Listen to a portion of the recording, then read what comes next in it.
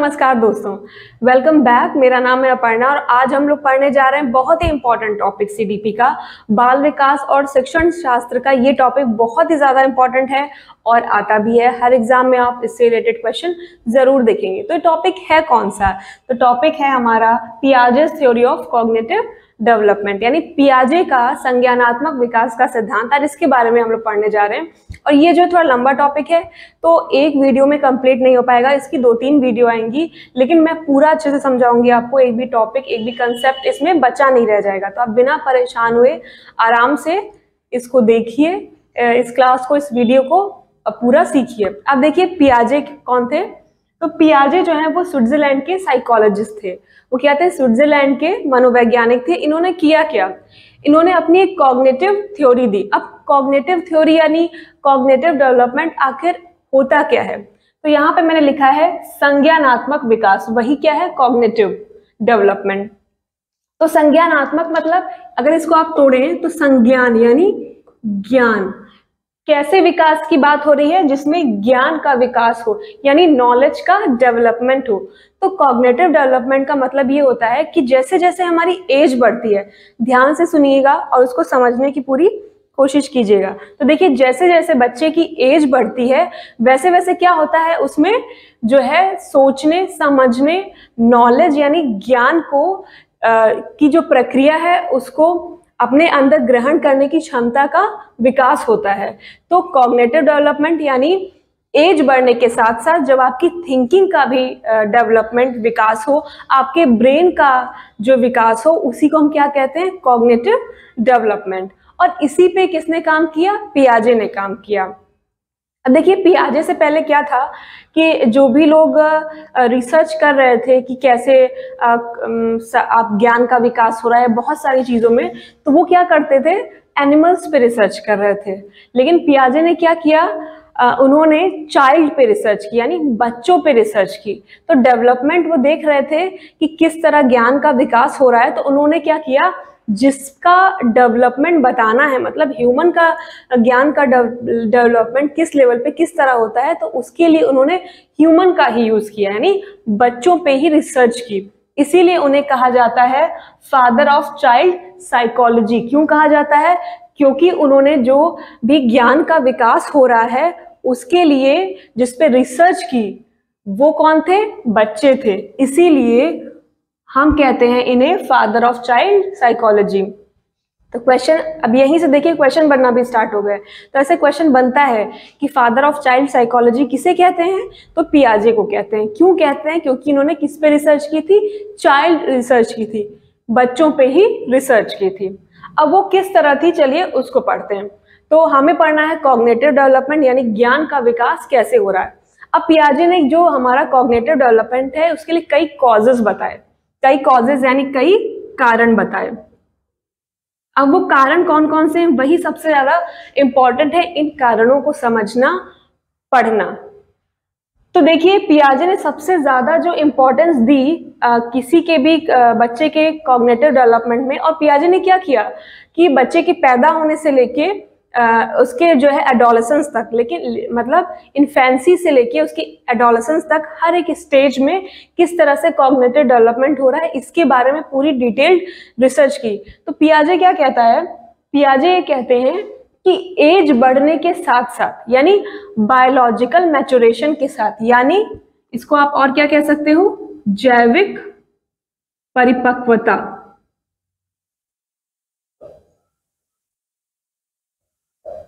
तो पियाजे क्या कहता है कि जैसे जैसे एज बढ़ती है बच्चे की, वैसे ही उसमें थिंकिंग एबिलिटी डेवलप होती जाती है, यानी बढ़ती जाती है, यानी उसके जो ब्रेन का डेवलपमेंट या विकास है वो होता जाता है। कैसे होता जाता है?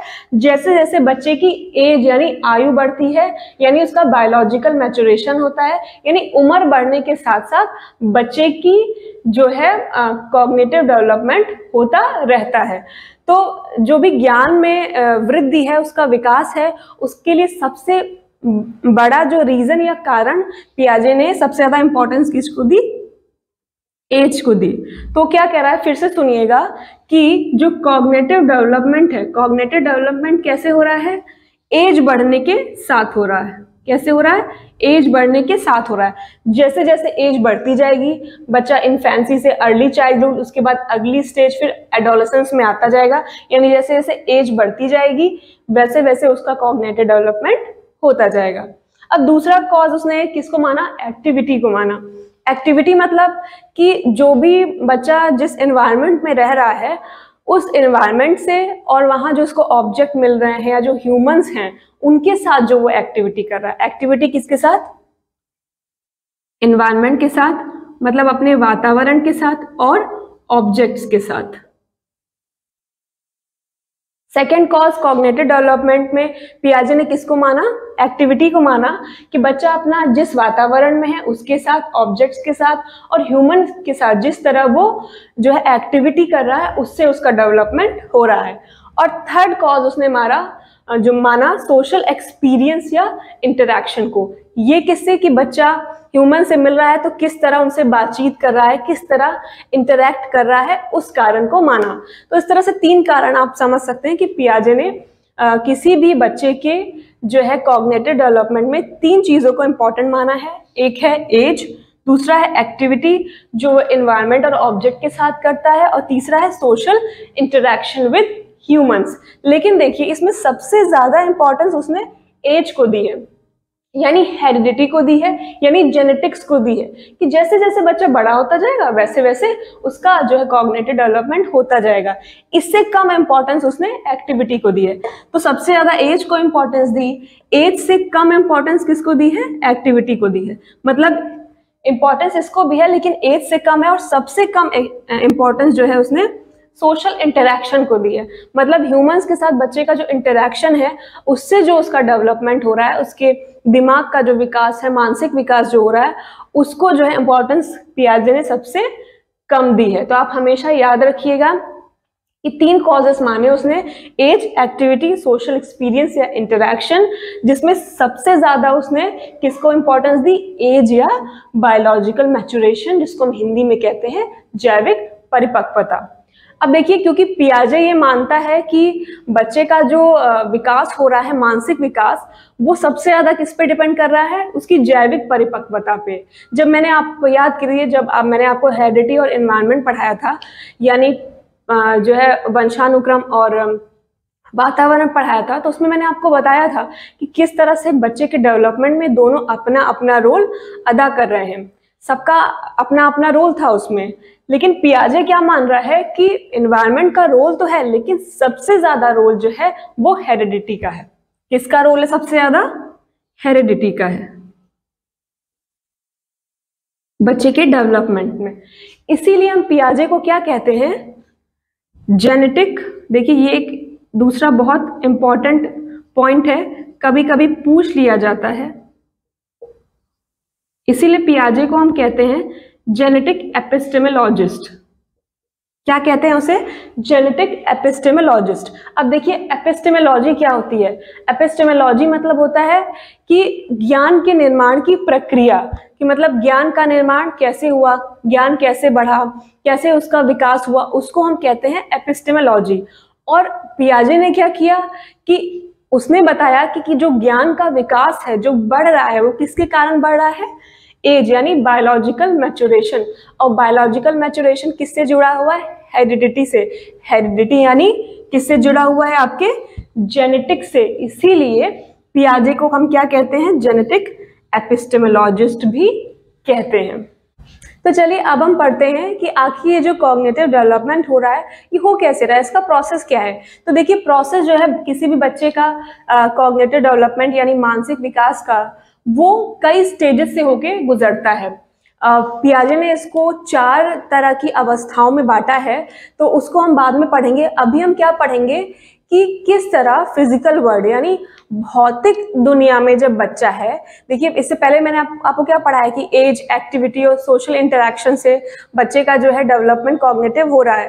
तो अभी इसमें हम क्या पढ़ेंगे, किस तरह एक्टिविटी और सोशल एक्सपीरियंस या इंटरैक्शन के थ्रू बच्चा जब फिजिकल वर्ल्ड यानी भौतिक दुनिया में है कि लोगों से मिल रहा है, तो उसका जो है जो मानसिक जो डेवलपमेंट है वो किस तरह हो रहा है। तो अभी हम क्या पढ़ेंगे कि इन्वायरमेंट या फिजिकल वर्ल्ड में बच्चा जो है तो सोशल इंटरेक्शन और एक्टिविटी के थ्रू जो है उसका डेवलपमेंट कैसे हो रहा है।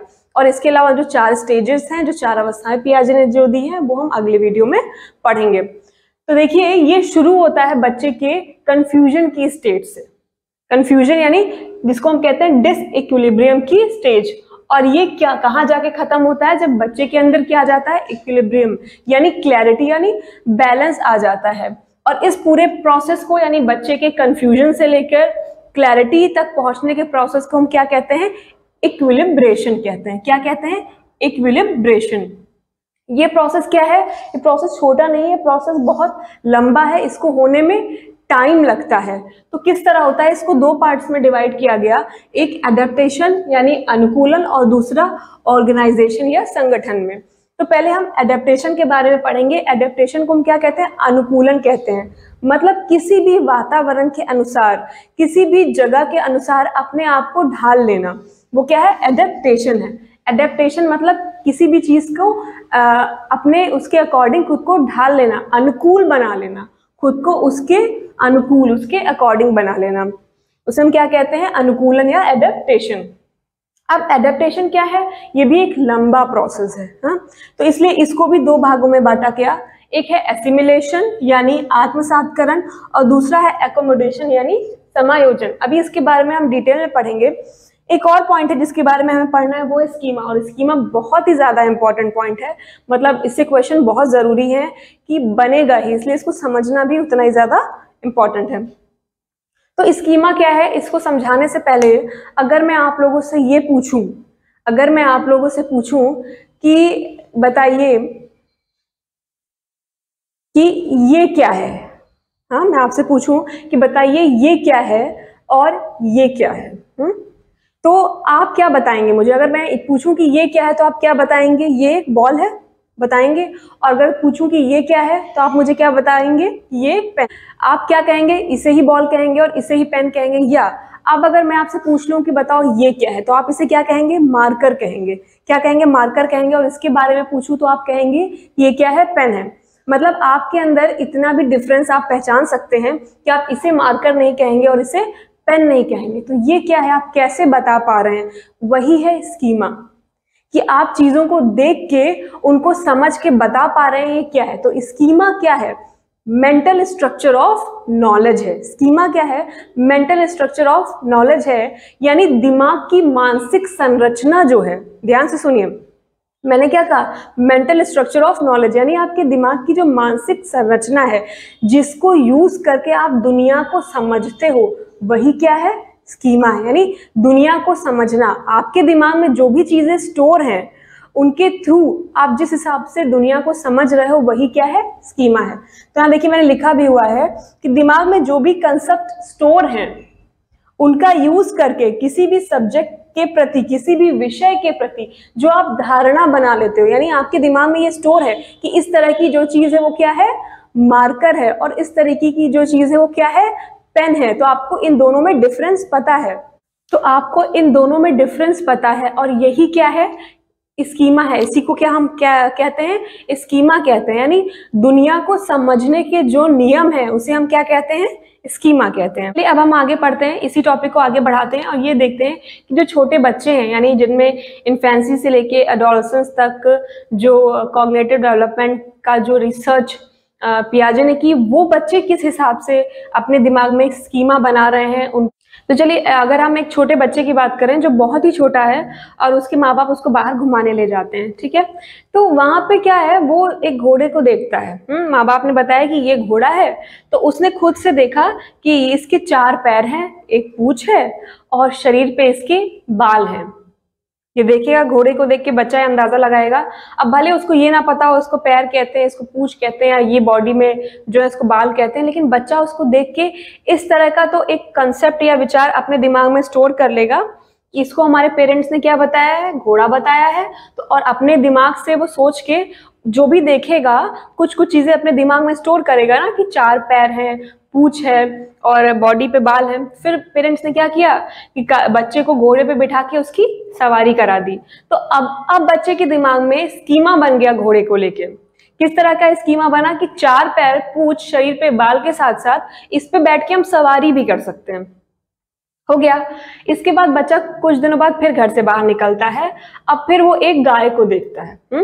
अब गाय को उसने देखा तो सेम वही स्ट्रक्चर है लगभग, कि उसके 4 पैर हैं, पूंछ है, शरीर पे बाल है। तो बच्चा क्या करेगा, अपने माँ बाप से जिद करेगा कि इस पे बिठा दो। वो देखो घोड़ा, मुझे इस पे बिठा दो। तो माँ बाप उसको क्या बताएंगे कि ये घोड़ा नहीं, ये तो गाय है। और जैसे ही माँ बाप ये बताएंगे, बच्चा चला जाएगा डिसइक्विलिब्रियम, यानी कंफ्यूजन की स्टेट में। उसका जो स्कीमा पहले घोड़े को लेके बना था वो एकदम से गड़बड़ा जाएगा। क्यों? क्योंकि उसके हिसाब से तो 4 पैर, पूंछ और बाल थे, तो ये तो घोड़ा आना चाहिए था, और माँ बाप ने इसको गाय बता दिया। और इस पे सवारी नहीं कर सकते। तो अब बच्चा क्या करेगा, तुरंत अपने जो घोड़े को लेके पहले स्कीमा था, यानी उसके दिमाग में घोड़े को लेके जो भी कंसेप्ट स्टोर था, घोड़ा क्या है, सब्जेक्ट है ना, घोड़े को लेके उसके मन में एक धारणा बनी थी, उसको जाके तुरंत वो चेंज करेगा। और क्या करेगा, उसमें नई चीज ऐड करेगा। हाँ, कि नहीं, जरूरी नहीं कि 4 पैर वाला क्या हो, घोड़ा हो, 4 पैर वाला गाय भी हो सकता है। इस तरह उसने क्या किया, अपने पुराने स्कीमा में एक नई चीज को जोड़ दिया। अपने पुराना स्कीमा क्या किया, जाके ठीक किया। तो एकोमोडेशन क्या है कि जब बच्चा, एकोमोडेशन मतलब ये है कि एक तो नया स्कीमा बनाना। एकोमोडेशन यानी समायोजन में क्या होता है कि नया स्कीमा बनता है, न्यू स्कीमा। इसमें क्या बनेगा, न्यू स्कीमा बनेगा। न्यू स्कीमा बनना मतलब इसको आप इस तरह समझिए कि बच्चे ने जब घोड़ा देखा पहली बार, तो घोड़े को लेके जो भी उसने कॉन्सेप्ट अपने दिमाग में डेवलप किया, तो वो क्या है, न्यू स्कीमा है। ओके।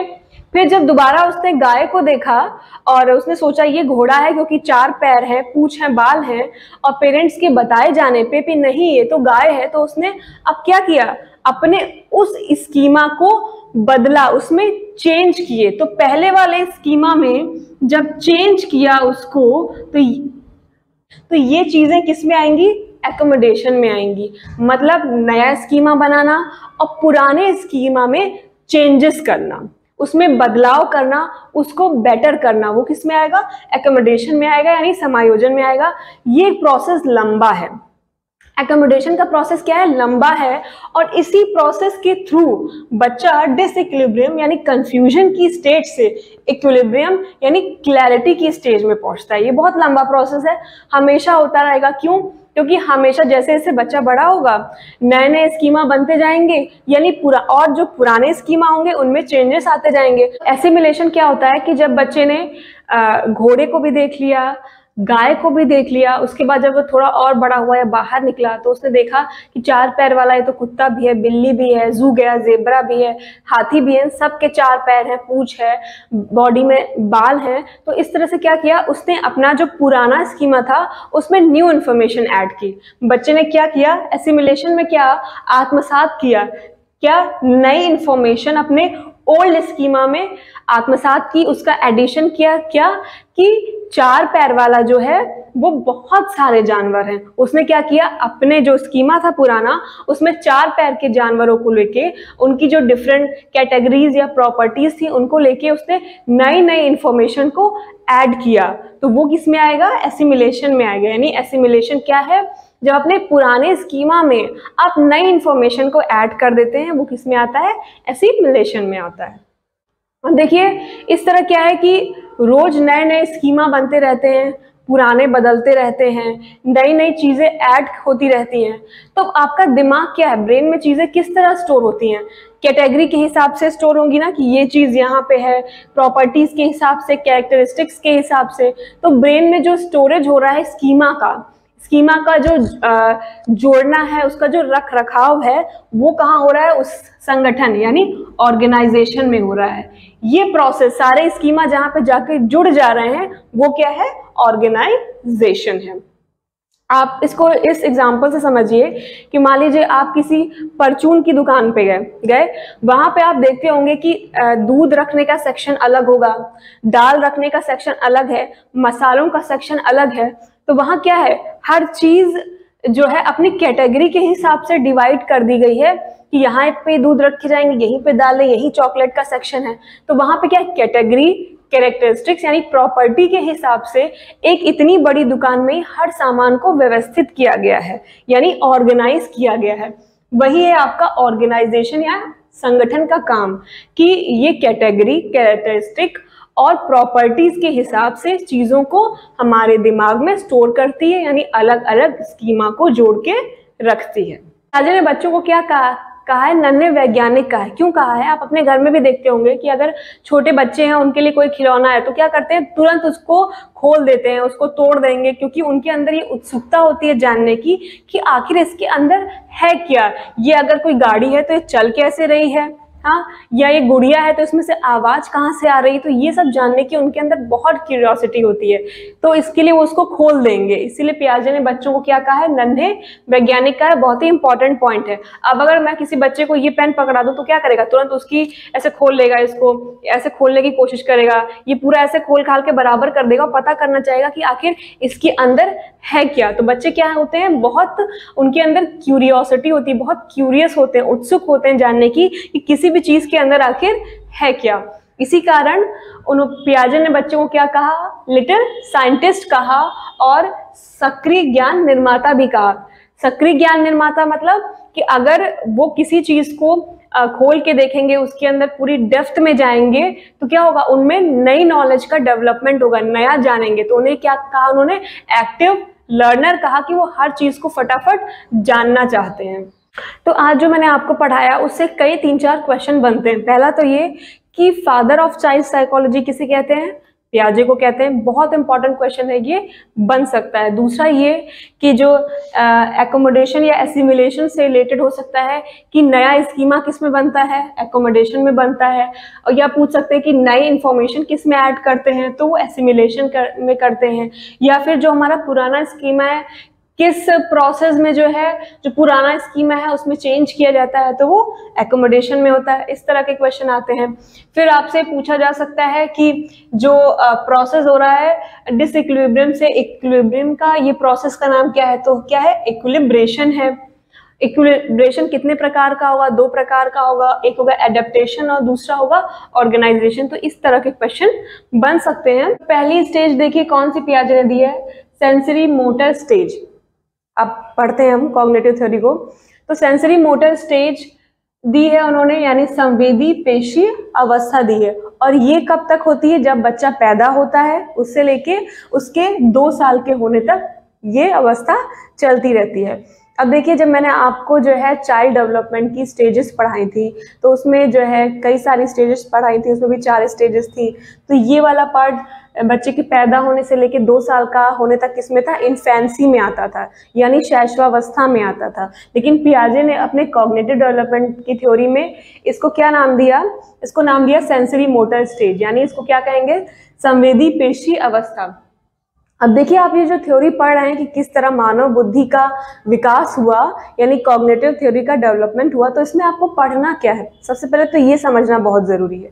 देखिए 2 चीजें, एक तो ये आपको हर एक थ्योरी में ये पढ़ना होगा कि इस स्टेज में, यानी इस थ्योरी की जब स्टडी की पियाजे ने, तो इस दौरान उसने क्या देखा कि इस स्टेज में बच्चे की जो थिंकिंग है वो कितनी डेवलप हुई, ठीक है, क्या क्या उसने सीखा, किस किस प्रकार और कितना सीखा। पहली बात तो ये कि कितनी थिंकिंग डेवलप हुई और कौन कौन सी डेवलप हुई, क्या क्या उसने सीख लिया। दूसरा आपको क्या सीखना है कि जो उसने स्टेज का नाम दिया, यानी उसने पहली स्टेज का नाम सेंसरी मोटर स्टेज दिया, तो किसी भी स्टेज का जो उसने नाम दिया है ना, उसमें होने वाले सारे काम जो हैं उसके नाम में ही छुपे हुए हैं। तो अगर आप उस स्टेज का नाम समझ लेते हैं कि ये नाम की मीनिंग क्या कह रही है, तो उसके अंदर जो थिंकिंग का डेवलपमेंट किस प्रकार और कितना हो रहा है वो भी समझ जाएंगे। तो 2 चीजें समझनी है, एक तो कितनी थिंकिंग डेवलप हो रही है, किस किस एरिया में डेवलप हो रही है, दूसरा वो जो स्टेज का नाम दिया है आखिर उस नाम के पीछे की मीनिंग क्या है। तो सेंसरी मोटर का मतलब क्या है, सेंसरी मतलब होता है सेंसेस। सेंसेस मतलब जो हमारी क्या है, ज्ञानेंद्रियां। किसकी बात हम यहाँ पे कर रहे हैं, जो मानव ज्ञानेंद्रियां हैं उनकी बात कर रहे हैं। तो कैसे, जैसे देखना, सूंघना, सुनना या छूना, उसकी बात हो रही है। और दूसरा क्या है? मोटर। मोटर मतलब होता है गतिक क्रियाएं। गतिक क्रियाएं मतलब जिनमें हम यूज करते हैं किनका? मसल्स का यूज करते हैं। जिसमें बच्चे किसका यूज करेंगे? मसल्स का यूज करेंगे। देखिए यहाँ लिखा भी हुआ है मैंने, पेशी, संवेदी पेशी। तो संवेदी किसमें आ गया? मतलब जिसमें आप सेंसेस का यूज कर रहे हो, अपनी ज्ञानेंद्रियों का यूज कर रहे हो। और जो मोटर यानी पेशी मतलब जिसमें आप मसल का यूज कर रहे हो। यानी बच्चा, उस स्टेज का नाम सेंसरी मोटर स्टेज दिया गया जिसमें बच्चा जो भी सीख रहा है, ध्यान से सुनिएगा, बच्चा जो भी सीख रहा है उसकी जो बुद्धि का विकास हो रहा है वो उसकी सेंसेस के थ्रू यानी ज्ञानेंद्रियों के द्वारा, और मोटर स्किल्स यानी गतिक जो उसकी क्रियाएं हैं उसके द्वारा हो रहा है। क्योंकि इस स्टेज का जो बच्चा है यानी जो 2 साल तक का बच्चा है वो क्या है? वो लैंग्वेज नहीं समझता। आप समझ रहे हैं इस बात को? जो पैदा हुआ बच्चा है जब तक वो 2 साल का होता है, 1.5 पौने 2 साल का, तो वो लैंग्वेज यानी भाषा नहीं समझता, उसकी भाषा का विकास नहीं हुआ होता है। तो वो चीजों को कैसे समझता है? अपनी सेंसेस के थ्रू और अपनी मसल यानी मोटर स्किल्स के थ्रू। तो चलिए अब इसमें आगे बढ़ते हैं। सेंसरी मोटर स्टेज में क्या होता है कि बच्चे रिफ्लेक्स एक्टिविटीज करते हैं। रिफ्लेक्स एक्टिविटीज मतलब स्वतः प्रेरित क्रियाएं, यानी वो क्रियाएं जिन्हें बच्चा जानबूझकर नहीं कर रहा है, उसे तो पता भी नहीं कि ये चीजें उससे हो जा रही हैं, वो शुरू हो जाती हैं। और उसके पैदा होने से लेके लगभग 30 दिन तक यानी बच्चे के 1 महीने के होने तक ये रिफ्लेक्स एक्टिविटी शुरू होके खत्म भी हो जाती है। अब ये रिफ्लेक्स एक्टिविटीज यानी स्वतः प्रेरित क्रियाएं यानी हम कहते हैं प्रतिवर्त क्रियाएं भी कौन सी होती हैं? तो जैसे आपकी आँख की पलक का झपकना, ये एक ऐसी रिफ्लेक्स एक्टिविटी है जो हमेशा होती रहती है, आपको पता नहीं चलता ना, और ये कभी खत्म भी नहीं होती। ये आपके जीवन बढ़ने के साथ साथ ये एक्टिविटी भी चलती रहती है। लेकिन कुछ रिफ्लेक्स एक्टिविटीज ऐसी होती हैं बच्चों की, जैसे चूसने की एक्टिविटी या छूने की या पकड़ने की। जैसे अगर बच्चे का हाथ ऐसे रखा हुआ है तो अक्सर लोग क्या करते हैं, बच्चे का हाथ ऐसे तो जाके अपनी उंगली उसमें ऐसे रख देते हैं और फिर आप देखेंगे कि उसका जो हाथ है ऑटोमेटिकली ऐसे बंद हो जाता है। तो सबको लगता है बच्चे ने हाथ पकड़ लिया, लेकिन ऐसा नहीं होता। वो जानबूझकर बच्चा ऐसा नहीं कर रहा होता, उसे तो पता भी नहीं होता कि उसका हाथ ऐसे था और कब ऐसे हो गया। ये क्या है? रिफ्लेक्स एक्टिविटी में आता है, स्वतः प्रेरित क्रियाओं में आता है, जिन्हें बच्चा जानबूझकर नहीं कर रहा है, जो हो जा रही है और उसके होने में बच्चे को पता भी नहीं है। जैसे चूसने की एक्टिविटी हो गई, छूने की, पकड़ने की, ये सब कौन सी एक्टिविटी में आएंगी? रिफ्लेक्स एक्टिविटी में आएंगी। और ये क्या है? टाइम के साथ खत्म भी हो जाती है, बहुत जल्दी खत्म भी हो जाती है। जैसे बच्चा 1 महीने का 30 दिन का होगा, वैसे वैसे ये जो रिफ्लेक्स एक्टिविटी है वो क्या हो जाएंगी? खत्म हो जाएंगी। जब बच्चे में रिफ्लेक्स एक्टिविटीज खत्म हो रही हैं तो शुरू क्या हो रहा है? बच्चे में शुरू हो रहा है गोल डायरेक्टेड बिहेवियर। यानी जब रिफ्लेक्स एक्टिविटीज हो रही थी तो बच्चे को पता नहीं था कि वो क्या कर रहा है, जानबूझकर नहीं, वो उससे स्वतः अपने आप हो रही थी। लेकिन ये जो गोल डायरेक्टेड बिहेवियर है, इसमें बच्चे को पता है कि वो क्या कर रहा है। तो एक एग्जांपल से समझिए कि अगर आप एक कैंडल या दीपक जला के रख दीजिए और बच्चा उसको देखेगा तो क्या करेगा? वो उसके पास चल के आया, छोटा बच्चा है, चलना बहुत अच्छे से नहीं जानता, तो क्रॉल करेगा कैसे भी। इसमें वो क्या यूज करेगा? अपनी मोटर स्किल यानी मसल यानी गतिक क्रियाओं का प्रयोग करेगा। किसी तरह क्रॉल करके आया और उसको छूने की कोशिश करेगा। अब अगर आप पीछे से आवाज दो उसको कि अरे छूना मत, जल जाओगे, गर्म है, तो बच्चे को नहीं समझ आएगा। क्यों समझ नहीं आएगा? क्योंकि अभी तक उसकी लैंग्वेज का डेवलपमेंट यानी उसकी भाषाई जो विकास है वो हुआ ही नहीं। तो बच्चा क्या करेगा? उसको छू लेगा। या तो आप तब तक जाओ उसको पकड़ के रोक लो, नहीं तो आपके चिल्लाने से वो समझ नहीं पाएगा कि आप क्या कह रहे हो, तो उसको छू लेगा। छूने पे गरम लगेगा तब वो हटा लेगा। तो इसमें बच्चे ने क्या किया? इसमें बच्चे ने देखा कि वहां पे कैंडल रखी थी, उसने अपना एक गोल निर्धारित किया, उसके पास जाना और पता करना कि आखिर ये क्या है। अब अगली जो चीज इन स्टेज के बच्चे में पाई जाती है वो होती है डिफर्ड इमिटेशन। इमिटेशन करना मतलब नकल करना या अनुकरण करना। इसको आप अनुकरण करना भी कह सकते हो कि जैसे जो चीज आप कर रहे हो बच्चा भी उस चीज को देखकर उसी तरह करेगा। तो देखिए, अगर आपको बच्चा कुछ करते हुए देख रहा है, मान लीजिए डांस कर रहा है, कोई स्टेप आप कर रहे हो या उसका कोई खिलौना लेके आप उसको किसी तरह नचा रहे हो, वो देखेगा, तो क्या करेगा, जो भी आपने किया है उसका वो अनुकरण करेगा, उसको इमिटेट करेगा, उसकी नकल करेगा। इसी को हम क्या कहते हैं, डिफर्ड इमिटेशन। और क्या है, वो तुरंत नहीं करेगा कि अभी आप डांस का कोई स्टेप कर रहे हो तो बच्चा भी आपको देख के करने लगेगा, नहीं। जो सेंसरी मोटर स्टेज है, यानी बच्चे के 2 साल के होने तक की जो स्टेज है, उसमें बच्चा डिफर्ड इमिटेशन करता है। मतलब अगर उसने आपको आज ही करते हुए देखा तो वो तुरंत नहीं करेगा, वो 1 या 2 दिन बाद वही काम करेगा। आप देखेंगे उसी तरह या तो वो डांस कर रहा होगा या अपने खिलौने के साथ उसी तरीके से खेल रहा होगा। तो इसे हम क्या कहते हैं, डिफर्ड इमिटेशन। और एक पॉइंट को आप जरा गौर कीजिएगा कि आपका जो भी काम बच्चे ने देख के सीखा और उसको 2-3 दिन बाद किया, इसका मतलब ये किस पॉइंट की तरफ इशारा कर रहा है, ये बता रहा है कि बच्चे में किस चीज़ का डेवलपमेंट हो रहा है, मेमोरी का डेवलपमेंट हो रहा है। यही तो, क्योंकि बच्चे ने तुरंत तो आपकी नकल की नहीं, तुरंत तो आपको इमिटेट किया नहीं, उसने 1-2 दिन बाद किया। इसका मतलब क्या है, बच्चे में मेमोरी का डेवलपमेंट भी हो रहा है। अगली जो एक्टिविटी बच्चा कर रहा है या उसमें जो अगला गुण आ रहा है वो है ऑब्जेक्ट परमानेंस या वस्तु स्थायित्व का। देखिए, जब बच्चे बहुत छोटे होते हैं, 3-4 से 4 महीने के होंगे, तो उन्हें जो चीज़ दिखती है, यानी उनकी आंखों के सामने जो चीज़ आती है, उनको लगता है वही अस्तित्व में है, उसी चीज़ का सिर्फ एग्जिस्टेंस है। और अगर आप वो चीज़ हटा दीजिए, अगर वो किसी चीज़ को देख रहे हैं, अगर वो किसी टीवी को मान लीजिए इस वक्त देख रहे हैं, और आप उस टीवी को अगर हटा दीजिए, तो जब तक वो ऑब्जेक्ट, वो चीज़ बच्चे के सामने रहेगी, तभी तक उनके दिमाग में उसका एग्जिस्टेंस रहता है। आपने जैसे ही वो चीज़ हटाई, उनके दिमाग से भी गायब हो जाती है। लेकिन जैसे बच्चा 12 से 18 महीने का होगा, मतलब 1 से 1.5 साल का जब वो होने लगता है, तो उसमें वस्तु स्थायित्व यानी ऑब्जेक्ट परमानेंस की जो है गुण आने लगता है। अब ये क्या है कि इसमें अगर आप किसी चीज़ को हटा देंगे, मान लीजिए बच्चे का कोई खिलौना है या कोई चीज़ जिसको बच्चा देख रहा है, जिसके बारे में जानता है, उसको अगर आप हटा देंगे तो वो उसको भूलेगा नहीं।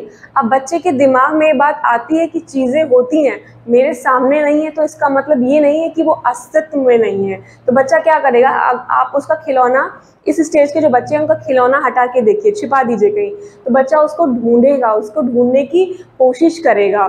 तो इससे क्या पता चलता है कि ऑब्जेक्ट परमानेंस यानी वस्तु स्थायित्व की जो एक्टिविटी गुण बच्चे में आ रहा है, वो भी किस ओर इंडिकेट कर रहा है कि बच्चे में क्या डेवलप हो रही है, मेमोरी का डेवलपमेंट हो रहा है। यानी बच्चा जब किसी चीज़ को देखता है तो वो चीज़ जो है उसकी छाप उसके दिमाग में हो जाती है, वो चीज़ उसके दिमाग में छप जाएगी। तो अगर आप उसके सामने से भी उसको हटा दोगे तो उसको ढूंढने की कोशिश करेगा, उसके लिए उसका एग्जिस्टेंस, उसका अस्तित्व बना रहेगा उस चीज़ का जिसको उसने देख लिया है या उसका यूज़ कर रहा है या उससे खेल रहा है। तो चलिए कुछ क्वेश्चन देख लेते हैं। तो अभी तक हमने पियाजे की कॉग्निटिव डेवलपमेंट की 3 क्लासेस कर ली। तो पिछली 3 क्लासेस पे बेस्ड क्वेश्चंस कुछ हैं। तो जैसे अगर आपसे पूछा जाए कि प्रचलित योजनाओं में नई जानकारी जोड़ना, यानी ये कह रहा है कि किसी भी सब्जेक्ट के बारे में आपको कुछ इंफॉर्मेशन थी, कुछ जानकारी थी, अगर उसमें आप न्यू इन्फॉर्मेशन जोड़ दो तो उसे क्या कहेंगे। ये कल ही मैंने आपको पढ़ाया कि उसे हम क्या कहेंगे, आत्मसातकरण। आत्मसातकरण मतलब एसिमिलेशन कहते हैं। ओके, क्वेश्चन है कि संज्ञानात्मक विकास के किस चरण पर बच्चा वस्तु स्थायित्व प्रदर्शित करता है। यानी ऑब्जेक्ट परमानेंस बच्चा संज्ञानात्मक विकास के किस चरण, स्टेज पे जो है दिखाएगा। तो वो आपने अभी अभी पढ़ा है, वो कौन सी स्टेज होगी, सेंसरी मोटर स्टेज, यानी जिसे हम कहते हैं संवेदी प्रेरक या संवेदी पेशीय, कोई भी अवस्था आप उसको नाम दे सकते हैं।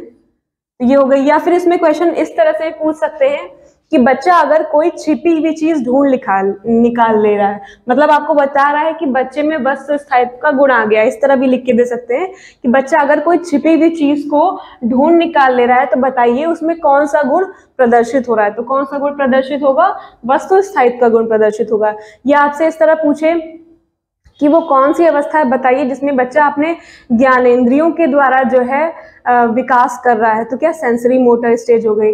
या वो अवस्था जिसमें बच्चा अपनी ज्ञानेंद्रिय और गतिक्रियाओं द्वारा जो है विकास कर रहा है, चीजों को समझ रहा है, तब भी क्या हो गया, संवेदी प्रेरक, संवेदी पेशी, कोई भी नाम लीजिए, वो अवस्था हो जाएगी। अब एक और क्वेश्चन को देख लेते हैं। मानसिक संरचनाएं जो चिंतन के निर्माण प्रखंड हैं, क्या दिया हुआ है इसमें? आपको सिर्फ 2 शब्दों से मतलब है, और जो है मानसिक संरचनाएं।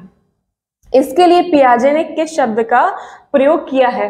तो मैंने आपको बिल्कुल ऐसे ही समझाया था कि मेंटल स्ट्रक्चर ऑफ नॉलेज, यानी आपकी जो मानसिक संरचनाएं हैं उसे हम क्या कहते हैं? स्कीमा कहते हैं। इसके लिए मानसिक संरचना के लिए पियाजे ने स्कीमा शब्द का प्रयोग किया है। प्री ऑपरेशनल स्टेज में बच्चा क्या क्या नया करना शुरू कर रहा है? तो देखिए, क्या नाम है? Pre operational. प्री मतलब पूर्व, मतलब पहले का, और ऑपरेशनल मतलब क्या हो गया? लॉजिकल थिंकिंग जिसमें डेवलप हो रही हो। तो प्री ऑपरेशनल स्टेज मतलब वो स्टेज जिसमें लॉजिकल थिंकिंग डेवलप हो रही है, उससे पहले की स्टेज को हम क्या कहेंगे? Pre operational. यानी इसमें अभी बच्चे में लॉजिकल यानी लॉजिक लगाना बच्चे ने इसमें नहीं सीखा है, और वही हम इसमें पढ़ने जा रहे हैं। बच्चे ने क्या नहीं सीखा है? लॉजिक लगाना अभी तक, यानी तर्क शक्ति का उसके जो है विकास नहीं हुआ है। अब देखिए इसमें बच्चा लेकिन क्या क्या सीख रहा है। कुछ चीजें जो सेंसरी मोटर स्टेज में बच्चे में नहीं थी पर इसमें पाई जाती है, जैसे कि भाषा का प्रयोग प्रारंभ हो गया है। अब बच्चे ने क्या कर दिया है? भाषा का प्रयोग करना प्रारंभ कर दिया है। इसकी जो है स्टेज का, किस उम्र का बच्चा इस स्टेज में आएगा? 2 से 7 साल का बच्चा इसमें आएगा। तो आप देखिए, आपके घर में भी बच्चा होगा, तो उसको ध्यान में रख के अगर आप ये स्टेज पढ़ेंगे तो फटाफट आप जो है रिलेट कर पाएंगे और आपको समझ में आएगा और आपके दिमाग में बैठा रहेगा, भूलेंगे नहीं। तो ये सब कुछ तरीके हैं चीजों को पढ़ने के कि आप जो है अपने आसपास देख के उससे मिला के पढ़ेंगे ना, तो जल्दी कंसेप्ट डेवलप हो पाता है और जल्दी सीख कर बहुत देर तक वो दिमाग में भी बैठा रहता है। तो देखिए 2 से 7 साल के बच्चों के बारे में इस स्टेज में बताया गया है, और ये तब की बात हो रही है जब बच्चे में लॉजिक का यानी तर्क शक्ति का डेवलपमेंट नहीं हुआ है, लेकिन बच्चे ने भाषा का प्रयोग करना प्रारंभ कर दिया है। तो भाषा का प्रयोग अगर प्रारंभ कर दिया है तो क्या कम करेगा वो? मोटर स्किल्स, यानी अपनी गामक क्रियाओं द्वारा जो चीजों को समझा रहा था उसका प्रयोग क्या हो जाएगा? कम हो जाएगा। यानी अब बच्चा बोल के धीरे धीरे अपनी चीजों को बताने लगा है और मोटर स्किल्स का यूज उसने कम कर दिया है। तो प्री ऑपरेशनल स्टेज है उसको 2 पीरियड्स में डिवाइड किया गया है। पहला है जिसको हम कहते हैं प्राक संप्रत्ययात्मक अवधि। ये नाम छोड़ दीजिए, आप इंग्लिश का टर्म यूज करिए वो जल्दी समझ में आएगा। यानी प्री कंसेप्चुअल पीरियड। तो प्री कंसेप्चुअल पीरियड का मतलब क्या है? कंसेप्ट मतलब जब किसी चीज के प्रति कोई धारणा बनती है तो उससे पहले की अवस्था। 2 में बांटा गया, पहला है प्री कंसेप्चुअल और दूसरा है इंट्यूटिव पीरियड। अब इसकी जो अवस्था है वो बच्चों में 2 से 4 साल के होने तक रहती है। मतलब प्री कंसेप्चुअल मतलब किसी भी चीज के प्रति अभी उनमें धारणा नहीं बनती, तर्क शक्ति एकदम नहीं होती। और इंट्यूटिव पीरियड यानी अंतर्दर्शी अवधि क्या होती है? बच्चे के 4 से लेके 7 साल के होने तक ये अवधि का जो है टाइम पीरियड होता है। अब बच्चे में अगर लॉजिकल थिंकिंग नहीं है तो इसका मतलब क्या है? बच्चे की थिंकिंग कैसी है? बच्चे की थिंकिंग है अव्यवस्थित। अव्यवस्थित क्योंकि वो चीजों को सही से समझ ही नहीं पा रहा है। और क्या है? अतार्किक है। उसका चिंतन कैसा है? अतार्किक, यानी उसको उसमें कोई लॉजिक ही नहीं है। और कैसा है? अस्थिर, क्योंकि वो चीजों को रिलेट ही नहीं कर पा रहा है। तो ऐसे चिंतन की अवस्था को हम क्या कहेंगे? ट्रांसडक्टिव रीजनिंग कहेंगे। यानी ट्रांसडक्टिव रीजनिंग उसको कहते हैं जिसमें बच्चा लॉजिक नहीं लगा पा रहा, उसके चिंतन में कोई तर्कता नहीं है, तर्कपूर्ण नहीं है, वो कुछ भी कह रहा है। मतलब बच्चा किसी भी चीज को किसी भी एग्जाम्पल से बोल देगा, उसके समझने का कोई तरीका ही नहीं होता। जैसे अगर उससे पूछा जाए कि भूख खाना क्यों खाते हो, तो कह देगा क्योंकि खाना बना है, या कुछ और कह देगा। या बहुत सारी चीजें ऐसी होती हैं जिसमें वो कोई लॉजिकल बात नहीं कर पाता। तो इसी को हम क्या कहते हैं? ट्रांसडक्टिव रीजनिंग कहते हैं। इस स्टेज में बच्चे में पाया जाता है एनिमिज्म। एनिमिज्म यानी बच्चा जब सजीव और निर्जीव में भेद नहीं कर पाता। मतलब बच्चे को पता ही नहीं होता है कि कौन सी चीज सजीव है और कौन सी चीज निर्जीव है तो उसे हम क्या कहते हैं, एनिमिज्म कहते हैं, यानी जीववाद। ये एक इंपॉर्टेंट पॉइंट है, ध्यान से सुनिएगा, समझिएगा, इससे रिलेटेड क्वेश्चन आते हैं। तो इस स्टेज के बच्चे में क्या होगा, जो प्री ऑपरेशनल पीरियड के बच्चे हैं उनमें क्या होगा, एनिमिज्म होगा, मतलब वो सजीव और निर्जीव चीजों में भेद नहीं कर पाते। जैसे अगर पंखा चल रहा है तो उनको लगेगा कि पंखे में जान है, अगर जो है बल्ब लगा है जल रहा है तो उनको ये लगता है कि बल्ब में भी जान है। उनके आसपास जो कुछ भी है सब कुछ चीजों में जान है, वो कार हो या कुछ भी हो, बेड पड़ा हो। तो आपने अक्सर देखा होगा कि इस स्टेज के बच्चे अगर चल रहे हैं, क्रॉल कर रहे हैं, उन्होंने ध्यान नहीं दिया, उनको बेड लग गया तो बच्चे रोने लगते हैं, और रो कर क्या जिद करेंगे कि इसको मारो। तो क्या, क्योंकि उनको लगता है कि इस बेड की वजह से हमको चोट लगी, मैं टकरा गया, गिर गया, मुझे चोट लग गई। तो अगर मुझे चोट लगी है और इसमें भी जान है तो इसको भी तकलीफ हो, इसलिए इसको मारो। तो आपने अक्सर देखा होगा कि जब बच्चा ऐसी जिद करता है तो उसके जो माँ बाप होते हैं, पेरेंट्स होते हैं, उसको मार देते हैं, कहते हैं लो मार दिया देखो। तब बच्चा खुश हो जाता है क्योंकि उसको लगता है कि उसको भी मेरी तरह दर्द हो रहा होगा। तो इस स्टेज के बच्चों में क्या पाया जाता है, एनिमिज्म पाया जाता है। इसके अलावा इस स्टेज के जो बच्चे हैं, क्योंकि उनकी रीजनिंग यानी तर्क शक्ति का डेवलपमेंट नहीं हुआ, इसीलिए उनमें क्या होगा कि वस्तुओं को उनके क्रम, आकार, स्थान या स्थिति के अनुसार, मैं क्या कह रही हूँ कि जो भी वस्तुएं हैं उनको उनके क्रम, आकार, स्थान और स्थिति के अनुसार वो व्यवस्थित नहीं कर पाते हैं। और इस चीज को क्या कहते हैं, सीरिएशन यानी क्रमबद्धता का गुण उनमें नहीं पाया जाता। मतलब अगर कोई चीज इस तरह रखी हो कि कोई इतनी बड़ी चीज है, फिर इतनी बड़ी है, फिर इतनी बड़ी है और इतनी बड़ी है, ठीक, तो ये क्या है, डिफरेंट साइजेस की है। अब बच्चों से कहा जाए कि इसमें जो सबसे बड़ा है उसको सबसे नीचे लगाओ, फिर उससे छोटा, फिर उससे छोटा, तो फिर लास्ट में सबसे छोटा लगाओ।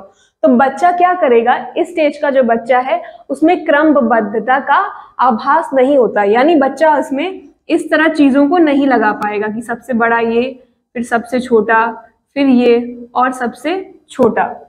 उसमें इस गुण का अभाव पाया जाता है।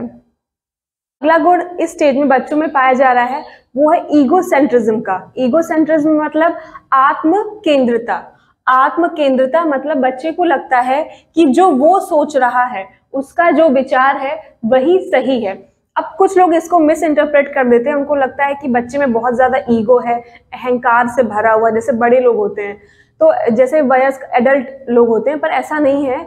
यहाँ पे ईगोसेंट्रिज्म का मतलब है कि बच्चा आत्म केंद्रित होता है, मतलब उसे लगता है कि जैसे वो दुनिया को देख रहा है, दुनिया वैसी ही है, सब वैसे ही उसको देख रहे हैं। मतलब अगर उसे कोई कार्टून पसंद है, जैसे उसे डोरेमोन देखना पसंद है, तो उसे लगता है कि उसके पेरेंट्स जो हैं, उसके भाई बहन जो हैं, उसके दादा दादी जो हैं, सभी को डोरेमोन देखना पसंद है। ठीक उसी तरह अगर उसे आइसक्रीम का कोई फ्लेवर पसंद है या कोई खाना पसंद है, जैसे उसको मैगी पसंद है या चॉकलेट आइसक्रीम पसंद है, तो उसको लगता है पूरी दुनिया को क्या पसंद है, चॉकलेट आइसक्रीम ही पसंद है। तो उस बच्चे को इसमें क्या लग रहा है कि पूरी दुनिया उसके इर्द गिर्द ही घूमती रहती है, और जैसा वो देख रहा है, जो वो सोच रहा है, पूरी दुनिया भी ठीक उसी प्रकार देख और सोच रही है। तो यहाँ पे ईगोसेंट्रिज्म का ये मतलब है कि बच्चे को लगता है जैसा वो सोचता है वैसे ही पूरी दुनिया देखती और सोचती है। अब अगला जो बच्चे में इस स्टेज में गुण पाया जा रहा है वो है सेंट्रेशन यानी केंद्रीयकरण का, और इसी से जुड़ के बना हुआ है लैक ऑफ कंजर्वेशन यानी संरक्षण का गुण जो बच्चे में पाया जाता है। तो ये दोनों मैं आपको मिला के पढ़ाऊंगी, इसको मिला के समझते हैं। देखिए, सेंट्रेशन का मतलब है केंद्रीकरण। केंद्रीकरण का क्या मतलब है, एक समय में किसी वस्तु की केवल एक विशेषता की तरफ ध्यान दे पाने की प्रवृत्ति। मतलब सेंट्रेशन का मतलब क्या है, केंद्रीकरण। मतलब अगर कोई चीज है तो बच्चा उसकी सिर्फ एक क्वालिटी की तरफ ही उस टाइम ध्यान दे पाता है, ना कि उसको पूरी तरह से उसका ऑब्जर्वेशन नहीं कर पाता। अब इसको आप समझिए लैक ऑफ कंजर्वेशन से, यानी संरक्षण का जो गुण है उससे समझिए। इस तरह समझाया। पियाजे ने क्या किया कि बच्चे के सामने, ये एक्सपेरिमेंट पियाजे ने बच्चे के सामने ही किया। आपने जगह जगह इसको पढ़ा भी होगा। तो उन्होंने क्या किया कि दो गिलास लिए, देखना एकदम बराबर के गिलास लिए और इसमें बराबर तक पानी भर दिया। अब ये एक्सपेरिमेंट पियाजे ने किया है अपने बच्चों पे, तो उसका एग्जाम्पल है ये। तो उन्होंने गिलास लिया, देखिए एकदम बराबर के गिलास हैं, एकदम बराबर के गिलास लिया। अब यहाँ भले थोड़ा छोटा बड़ा दिख रहा हो, लेकिन थे वो एकदम बराबर के गिलास, लंबाई चौड़ाई सब बराबर, पानी भी सेम लेवल तक भरा था। बच्चा सामने बैठा है, तब ये एक्सपेरिमेंट हो रहा है। इस एक्सपेरिमेंट में क्या है कि 2 गिलास लिए, सेम लंबाई चौड़ाई के, पानी भी सेम लेवल में भरा, और बच्चा सामने बैठा है। उसके बाद पियाजे ने क्या किया, एक दूसरा गिलास ले लिया, एक दूसरा गिलास ले लिया, और जो ये पानी था, इस गिलास का पानी उन्होंने इसमें ट्रांसफर कर दिया। ठीक, तो यानी अब ये जो है खत्म हो गया। अब कुछ इस तरह हो गया। ठीक है, 2 गिलास लिए थे, एक गिलास का पानी तीसरे गिलास में उन्होंने ट्रांसफर कर दिया, और अब बच्चे से वो पूछ रहे हैं, और ये सारा काम उन्होंने बच्चे के सामने किया। अब पियाजे बच्चे से पूछते हैं कि ये बताओ कि किस गिलास में ज्यादा पानी है। पियाजे बच्चे से पूछा कि बताओ किस गिलास में ज्यादा पानी है, तो बच्चा कहता है इस गिलास में ज्यादा पानी है। अब बच्चे से अगर पूछा जाए कि ऐसा उसने क्यों कहा, तो वो कह देगा क्योंकि इसकी लंबाई ज्यादा है। लेकिन बच्चे ने ध्यान नहीं दिया कि इसकी जो चौड़ाई है, इसकी जो चौड़ाई है, ये इसकी चौड़ाई से ज्यादा है। तो मतलब बच्चा क्या कर रहा है, बच्चा क्या कर रहा है, देखिए, एक समय में किसी वस्तु की केवल एक विशेषता की तरफ ही ध्यान दे पा रहा है। यानी उसने ये तो देखा कि इसकी लंबाई ज्यादा है, पर ये नहीं देखा कि इसकी चौड़ाई इससे कम है। तो इससे आप क्या समझते हैं, सेंट्रेशन का जो गुण है वो बच्चे में पाया जा रहा है। यानी सिर्फ एक टाइम पे एक ही चीज की कोई एक ही विशेषता वो की तरफ ध्यान दे पाता है। और इसी से समझते हैं हम लैक ऑफ कंजर्वेशन को ही, कि मतलब अगर वस्तु की साइज या शेप चेंज करने पर उसकी क्वांटिटी पर प्रभाव नहीं पड़ता है। अगर हमने जो है 2 गिलास लिए थे, उसमें सेम जो है क्वांटिटी में पानी भरा, और अगर हम तीसरे गिलास में उसको डाल दें जो भले उससे लंबाई में ज्यादा हो, लेकिन क्या उसमें पानी ज्यादा आ जाएगा? नहीं, पानी ज्यादा नहीं आ जाएगा। लेकिन बच्चा इन चीजों को नहीं समझ पाता। तो पियाजे का ये कहना है कि इस स्टेज में आते आते बच्चे, यानी प्री ऑपरेशनल स्टेज में जो बच्चे हैं, आते आते वो ये समझने लगते हैं कि कोई भी वस्तु है या शब्द बोले जा रहे हैं या जो थॉट प्रोसेस हो रहा है वो किसी चीज के लिए किया जाता है। तो इसमें पियाजे का कहना है कि जो भी सिंबल यानी प्रतीक और जो साइन यानी चिन्ह का प्रयोग हो रहा है वो इस प्री ऑपरेशनल पीरियड के लिए बहुत ही ज्यादा इंपॉर्टेंट टूल है। पियाजे क्या कहते हैं, सिंबल और साइन को, और देखिए इससे रिलेटेड क्वेश्चन आया भी हुआ है पिछले साल सीटेट के एग्जाम में कि सिंबल यानी प्रतीक को लेके बहुत सारे क्वेश्चन पूछे गए। तो इसलिए आप इस बात को बहुत ध्यान से सुनिए और समझिएगा कि पियाजे मानते हैं कि जो भी सिंबल या साइन का जो यूज हो रहा है वो प्री ऑपरेशनल पीरियड में बच्चे के डेवलपमेंट के लिए बहुत ही ज्यादा क्या है, इंपॉर्टेंट टूल है। अब ये सिंबल क्या है, सिंबल यानी प्रतीक क्या है, तो आप ये समझिए कि कोई भी वस्तु है, कोई भी वस्तु है तो उसके मेंटल रिप्रेजेंटेशन के लिए जिसको यूज किया जा रहा है, मतलब मानसिक चिंतन के लिए जिसका प्रयोग किया जा रहा है, उसे हम क्या कहते हैं, सिंबल कहते हैं। इसको आप किस तरह समझेंगे, एक एग्जांपल से समझिए कि जैसे अगर बच्चा अपनी माँ की आवाज सुनता है, वो कहीं बैठा हुआ है, अपनी माँ की आवाज सुनेगा, तो उसके मन में क्या होगा, उसके मन में तुरंत जो है अपनी माँ की इमेज, माँ की छवि क्या क्या हो जाएगा, सिंबल यानी प्रतीक बन जाएगा। तो इसी को हम क्या कहते हैं, सिंबल या साइन कहते हैं, जो कि इस स्टेज के बच्चे के जो डेवलपमेंट है उसके लिए पियाजे ने बहुत ही ज्यादा इंपॉर्टेंट टूल उसको माना है। तो क्वेश्चन अगर सिंबल या साइन को लेके आ जाए कि किस स्टेज में बहुत इंपॉर्टेंट टूल है, तो किसमें है, प्री ऑपरेशनल में है। तो इस स्टेज के बच्चे हैं उनमें मुद्रा, संप्रत्यय, भार या ऊंचाई के बारे में कंसेप्ट डेवलप नहीं हो पाता। संप्रत्यय मतलब कंसेप्ट। तो देखिए इसमें मैं आपको अपना एग्जांपल देती हूँ कि जब मैं छोटी थी तो मुझे घर में पैसे दिए जाते थे, तो मेरे पास पैसे इकट्ठे रहते थे, बहुत नहीं फिर भी थोड़े बहुत रहते थे। तो अब मुझे याद है, आज भी याद है कि जब मेरे पापा मुझसे कहते थे कि क्या तुम्हारे पास रुपए हैं, मुझे 100 रुपए की जरूरत है, तो मेरे पास 10 की बहुत सारी नोटें ऐसे रहती थी। तो मैं क्या करती थी, एक बार पापा आए, पापा ने मुझसे कहा कि मुझे 100 रुपए चाहिए, और तो तुम मुझे, क्या तुम्हारे पास टूटे रुपए होंगे, तो मेरे पास 10 के बहुत सारी नोट थी, तो मैंने उनको दे दिया। पापा ने बदले में मुझे क्या दिया, 100 रुपए का एक नोट दे दिया। तो मैंने पापा से क्या कहा कि मैंने तो आपको 10-10 की 10 नोटें दी हैं, पर आप तो मुझे सिर्फ एक ही नोट दे रहे हो। मतलब मुझे ये समझ नहीं आया कि जो मैंने 10 नोट दी है और पापा ने जो एक नोट मुझे दी थी 100 की, वो दोनों क्या है, बराबर हैं। यानी इस उम्र के बच्चे में जो मनी को लेके कॉन्सेप्ट है वो डेवलप नहीं होता। और भार को लेके भी आप वैसे ही समझ सकते हैं कि अगर इस उम्र के बच्चों को आप कोई चीज इस तरह रखें कि एक जगह पूरी चॉकलेट रख दें और एक जगह चॉकलेट तोड़ के रख दें, कई सारे खंड में डिवाइड कर दें, तो क्या करेंगे बच्चे, जहाँ पे ज्यादा चॉकलेट के टुकड़े होंगे उसको उठाएंगे।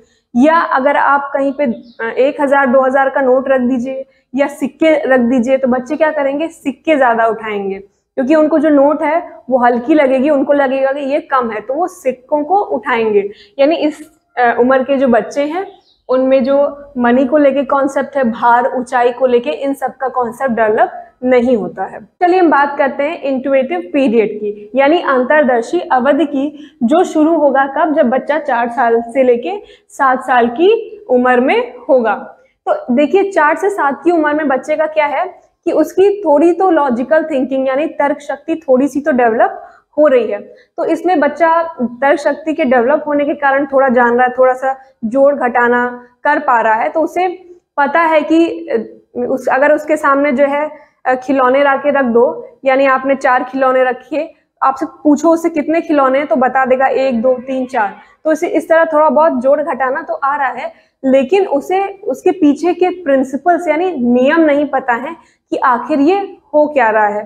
तो अगर आप बच्चे से पूछते हैं कि 2 × 2 क्या है, 4 है, तो बता देगा। लेकिन अगर आप उससे पूछे कि 4 / 2 = 2 कैसे आया, तो वो ये नहीं बता पाएगा। अब चलिए इसको हम एक पियाजे के जो ही एग्जाम्पल से समझते हैं, जो उन्होंने एग्जाम्पल दिया अपने बच्चे पे, जो उन्होंने किया एक्सपेरिमेंट। तो देखिए एक दिन क्या हुआ, पियाजे का एक बच्चा है, छोटा बच्चा था, तो वो उसका स्कूल पास में था, लेकिन वो बहुत छोटा बच्चा है, तो पियाजे उसको जो है स्कूल बस से भेजते हैं। तो एक दिन क्या किया, उस बच्चे की बस छूट गई। एक दिन उस बच्चे की बस छूट गई, तो पियाजे ने क्या कहा, चलो कि मैं तुम्हें जो है स्कूल पैदल लेके चलता हूँ, ठीक है। तो पियाजे क्या करते हैं, मान लीजिए कि यहाँ पे घर है, यहाँ पे घर है, अब यहाँ से बच्चे को लेके जा रहे हैं स्कूल, ओके। अब यहाँ से लेके जा रहे हैं और पैदल पैदल बच्चे को स्कूल लेके गए, घर से स्कूल लेके गए, और स्कूल पास ही में था, लेकिन बच्चा बहुत छोटा है। तो पियाजे बच्चे से कहते हैं, देखिए कि मैंने तुम्हें स्कूल तो छोड़ दिया है, लेकिन अब तुम ऐसा करना कि स्कूल से घर खुद से आ जाना, ठीक है।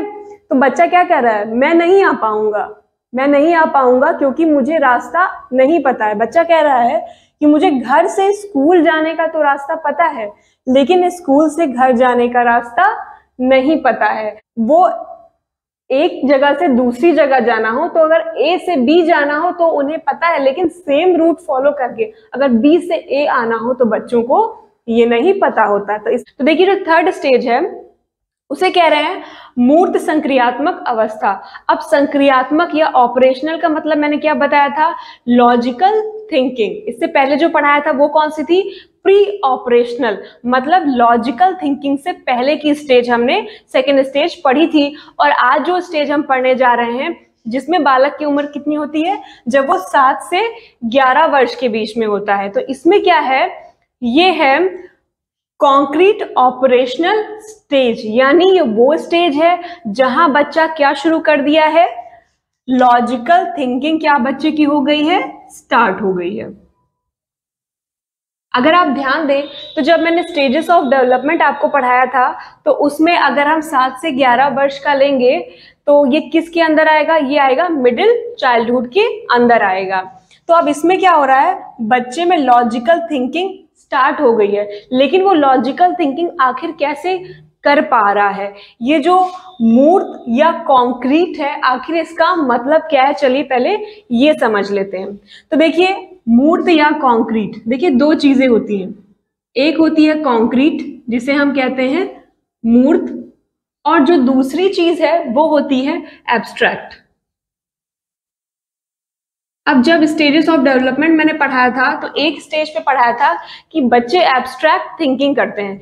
जिन्होंने भी वो क्लास की है वो मुझे नीचे कमेंट बॉक्स में कमेंट कीजिएगा कि किस स्टेज में मैंने बताया था कि बच्चे एब्स्ट्रैक्ट थिंकिंग करना स्टार्ट कर देते हैं। चलिए अभी हम कॉन्क्रीट के बारे में पढ़ते हैं कि मूर्त का क्या मतलब है। देखिए मूर्त का ये मतलब है कि किसी भी चीज का बच्चे के सामने होना। मैंने क्या लिखा है, बालक ठोस वस्तुओं यानी कॉन्क्रीट ऑब्जेक्ट्स के आधार पर आसानी से मानसिक संक्रियाएं यानी मेंटल ऑपरेशंस के थ्रू कोई भी समस्या हो, कोई भी प्रॉब्लम हो, उसका सॉल्यूशन निकाल लेंगे। तो क्या लिखा हुआ है, कॉन्क्रीट ऑब्जेक्ट्स। ये क्या होते हैं, इसको चलिए ध्यान से पढ़ लेते हैं। इसका कहने का मतलब यह है कि जो भी 7 से 11 उम्र के वर्ष के बच्चे हैं उनके सामने अगर कोई ऑब्जेक्ट आप रख दें, उनके सामने कोई वस्तु अगर रख दें और उनसे पूछें कि इसकी प्रॉब्लम, ये प्रॉब्लम है, इसका सॉल्यूशन बताओ, तो वो बता देंगे। मतलब कॉन्क्रीट ऑपरेशनल स्टेज के जो बच्चे हैं उनमें क्या होता है कि कोई भी चीज अगर सामने हो तो उसका सॉल्यूशन निकाल लेते हैं। कॉन्क्रीट का मतलब क्या होता है, मूर्त। मूर्त मतलब कोई चीज सामने आपके जो है उपलब्ध हो। जैसे अभी आप ये वीडियो देख रहे हैं तो ये वीडियो क्लास देख के आप सीख रहे हैं, तो ये क्या है, कॉन्क्रीट है। इसे क्या कहेंगे, मूर्त कहेंगे, कॉन्क्रीट कहेंगे।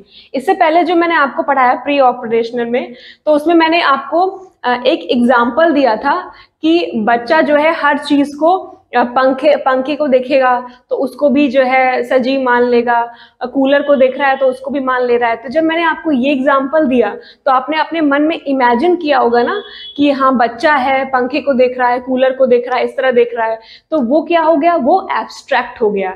यानी इमेजिन करना क्या हो गया, एब्स्ट्रैक्ट हो गया। और कॉन्क्रीट मतलब जब कोई चीज आपके सामने है, ये क्लास आपके सामने चल रही है, वीडियो आपके सामने चल रहा है, कोई भी इमेज, कोई भी फोटो अगर आपके कमरे में लगी है तो क्या है, कॉन्क्रीट है।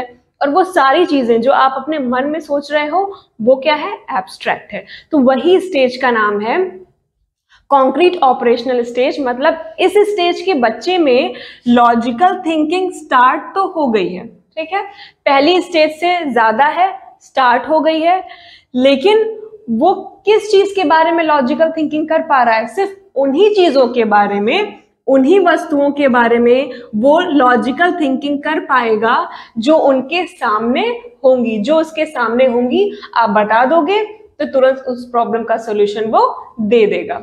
ओके, अब चलते हैं इसमें और अगली बात क्या हो रही है। अब बच्चा क्या समझ रहा है कि किसी चीज के होने का कोई कारण है। क्या समझ रहा है बच्चा, कॉज एंड इफेक्ट समझ रहा है। मतलब कोई भी चीज हो रही तो किसी कारण से हो रही है और उसका इफेक्ट यानी प्रभाव पड़ रहा है। तो इस स्टेज में बच्चे के अंदर क्या खत्म हो रहा है, ट्रांसडक्टिव रीजनिंग खत्म हो रही है। क्या खत्म हो रही है, ट्रांसडक्टिव रीजनिंग बच्चे के अंदर क्या हो रही है, खत्म हो रही है, जो मैंने आपको इससे पहले की स्टेज में बताया भी था। तो जो थर्ड स्टेज के बच्चे हैं उनमें क्या नहीं पाया जाएगा, ट्रांसडक्टिव रीजनिंग नहीं पाई जाएगी, क्योंकि अब बच्चा समझ रहा है कि किसी भी चीज के होने का कोई कॉज, कोई कारण होता है और उसका एक इफेक्ट भी पड़ता है। ओके, इससे पहले की जो मैंने क्लास ली थी उसमें आपको बताया था कि बच्चे के अंदर क्या होता है, सेंट्रेशन का गुण पाया जाता है, जिसकी वजह से बच्चे में क्या है, लैक ऑफ कंजर्वेशन है। अब ये सेंट्रेशन का गुण मैंने क्या बताया था इससे पहले की स्टेज में, कि मतलब ये है कि बच्चा किसी चीज की सिर्फ एक ही विशेषता पे गौर करता है। आप याद करिए, अब जब मैं यहाँ पे आपको याद करने के लिए कह रही हूँ तो अभी आप ये वीडियो पढ़ रहे हैं वो कॉन्क्रीट हो गया, पर आपने इससे पहले की क्लास देखी थी, अब उसे अपने मन में आप क्या करेंगे, इमेजिन करेंगे, तो वो क्या हो जाएगा, एब्स्ट्रैक्ट हो जाएगा। तो आप याद करिए कि इससे पहले की क्लास में मैंने आपको एक एग्जाम्पल दिया था कि पियाजे ने ऐसे किया, 2 जो है गिलास ले लिए, बच्चे के सामने ही किया, एक डाल दिया, इससे बराबर बराबर पानी लिया, फिर इसका पानी इसमें डाल दिया, फिर मान लीजिए हट गया, बच्चे से पूछा बताओ किसमें ज्यादा पानी है, तो बच्चे ने कहा इसमें ज्यादा पानी है। पूछा क्यों, तो उसने कहा क्योंकि इसकी लंबाई ज्यादा है। तो बच्चे ने इसमें क्या किया कि इस गिलास की सिर्फ एक ही विशेषता पे अपना सारा फोकस किया, उसका केंद्र बिंदु क्या था, इसकी लंबाई पे ही था, और इसने ध्यान नहीं दिया कि इस गिलास की जो चौड़ाई है इससे बहुत ज्यादा कम है।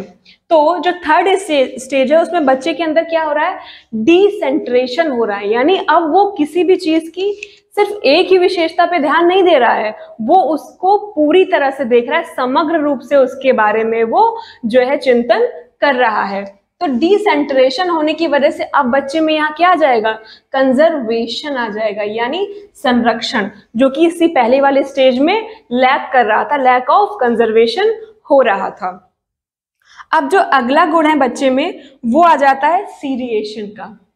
सीरिएशन मतलब क्या है, क्रमबद्धता, मतलब वस्तुओं को उनके बढ़ते या घटते क्रम में व्यवस्थित करना। मतलब वस्तुओं को या तो असेंडिंग ऑर्डर या डिसेंडिंग ऑर्डर आप कह सकते हो, आरोही या अवरोही या उनके बढ़ते या घटते क्रम में लगाना। और यहाँ सिर्फ ऐसा नहीं होगा कि सिर्फ एक दो वस्तुएं हैं जिनको बच्चा क्रम में लगा पा रहा, नहीं, ढेर सारी वस्तुएं होंगी। मान लीजिए जो है इस तरह की बहुत ही ढेर सारा ऐसे दिया हुआ है और उनको वो ऐसे छोटे से लेके बड़े में ऐसे लगा लेगा, या अगर उसको बड़े से दिया जाए तो वो छोटे में ऐसे करके उन्हें सीरीज में क्रम में व्यवस्थित कर देता है। यानी जो इस उम्र के बच्चे 7 से 11 यानी कॉन्क्रीट ऑपरेशनल स्टेज के जो बच्चे हैं उनमें सीरिएशन यानी क्रमबद्धता, यानी चीजों को उनके बढ़ते या घटते क्रम में व्यवस्थित करने का भी जो गुण है वो आ जाता है। अब जो प्री ऑपरेशनल स्टेज के बच्चे होते हैं, मैंने आपको पढ़ाया था कि उनमें रिवर्सिबिलिटी यानी पलटावी गुण की एक एग्जाम्पल भी दिया था मैंने आपको कि पियाजे ने अपने ही बच्चे पे एक्सपेरिमेंट किया। वो अपने बच्चे को घर से लेके पैदल पैदल रास्ते से स्कूल लेके जाते हैं और कहते हैं कि अब तो तुम्हें रास्ता पता चल गया है, अब तुम स्कूल से घर अपने आप चले आना। तो बच्चा क्या कहता है प्री ऑपरेशनल स्टेज का कि मुझे घर से तो स्कूल जाने का रास्ता पता है, लेकिन स्कूल से घर आने का रास्ता नहीं पता है, तो मैं वापस नहीं आ सकता। यानी उसमें क्या था, प्री ऑपरेशनल स्टेज के बच्चे में क्या था कि रिवर्सिबिलिटी का गुण नहीं पाया जाता था, उनमें क्या होती थी, इरिवर्सिबिलिटी होती थी। लेकिन जो कॉन्क्रीट ऑपरेशनल स्टेज के बच्चे हैं यानी 7 से 11 वर्ष के बच्चे हैं, यानी अगर स्टेजेस ऑफ डेवलपमेंट को हम देखें जो मैं आपको पढ़ा चुकी हूँ, तो किसके बच्चे हैं, मिडिल चाइल्डहुड के बच्चे हैं, उनमें रिवर्सिबिलिटी का गुण पाया जाता है। इसका मतलब वो बच्चे अगर ये समझते हैं कि 2 × इज इक्वल्स टू 4 हो जाता है, तो वो बच्चे ये भी समझते हैं कि 4 divided by 2 is equals to 2 कैसे हो जाता है। मतलब अब उनको नियम यानी प्रिंसिपल पता है चीजों के होने के। अब अगला क्या है, जो प्री ऑपरेशनल में क्या था, बच्चे में एनिमिज्म मतलब जीववाद या मुद्रा या भार का जो संप्रत्यय यानी कॉन्सेप्ट, संप्रत्यय को क्या कहते हैं, कॉन्सेप्ट नहीं था। मतलब बच्चे को लगता था कि हर एक चीज जो है सजीव है, वो सजीव और निर्जीव में भेद नहीं कर पाता था।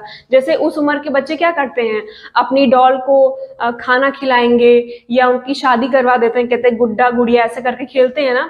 इसके अलावा उनको ये भी मैंने बताया था कि पंखा कूलर सब उनको लग रहा है सब में जान है।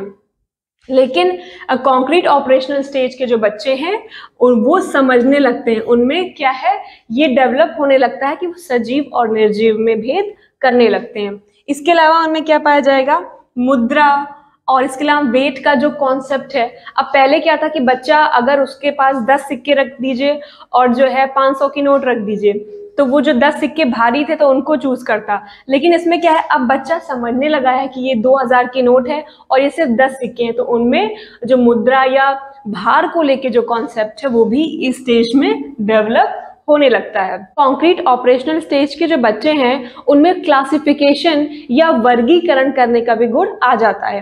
क्लासिफिकेशन या वर्गीकरण करने का गुण क्या है कि जो चीजों की प्रॉपर्टीज के अकॉर्डिंग उनको वर्ग में बांटना आ जाता है। अब इसको आप इस एग्जाम्पल से समझ सकते हैं। जैसे मान लीजिए अगर कुछ ऑब्जेक्ट्स इस तरह रखे हों, इस तरह के ऑब्जेक्ट्स रखे हैं, देखिए 3 तरह के रखे हुए हों और कुछ इस तरह और बना देते हैं, फिर जो है ये ऐसे हो,